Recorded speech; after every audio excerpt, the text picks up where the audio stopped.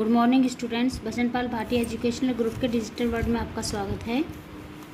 Dear students, बसंत भाग 3 के अंतर्गत हमारा जो प्रकरण चल रहा है वह है भगवती चरण वर्मा की कविता दीवानों की हस्ती।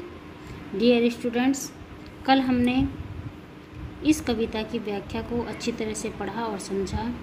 आइए आज हम इस कविता के प्रश्न अभ्यास को करेंगे। सबसे पहले हम सब्जेक्ट करेंगे। देखिए, हस्ती, हस्ती का अर्थ होता है अस्तित्व। आलम, आलम का अर्थ होता है माहौल। स्वच्छंद, स्वच्छंद का अर्थ होता है स्वतंत्र रूप से या फिर अपनी इच्छा के अनुसार चलने वाला। छक्कर, छक्कर शब्द का अर्थ होता है जी भरकर। उर, उर का अर्थ होता है हृदय। उल्लास, उल्लास का अर्थ होता है खुशी या प्रसन्नता। आइए अब हम इसके प्रश्न अभ्यास को करेंगे। सबसे पहला प्रश्न है, प्रश्न 1, कवि ने अपने आने को उल्लास और जाने को आंसू बनकर बह जाना क्यों कहा है? उल्लास अर्थात खुशी।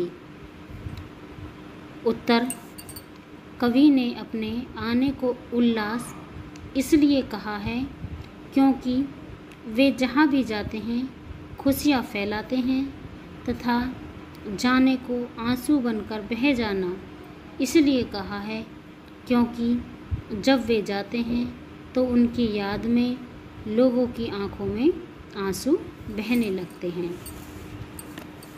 प्रश्न 2, कविता में ऐसी कौन सी बात है जो आपको सबसे अच्छी लगती है? उत्तर, कवि कहता है कि हम सबके सुख दुख एक हैं तथा हमें एक साथ इन दुखों और सुखों को भोगना पड़ता है। हमें दोनों परिस्थितियों का सामना समान भाव से करना चाहिए। यही बात हमें सबसे अच्छी लगती है। प्रश्न 3, भिखमंगों की दुनिया में बेरोक प्यार लुटाने वाला कवि ऐसा क्यों कहता है कि वह अपने हृदय पर असफलता का एक निशान भार की तरह लेकर जा रहा है? क्या वह निराश है या प्रसन्न है?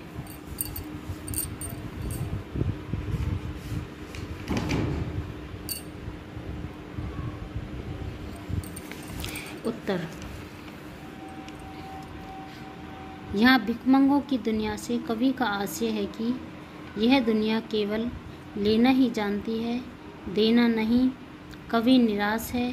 वह समझता है कि प्यार और खुशियाँ लोगों के जीवन में भरने में वह असफल रहा है।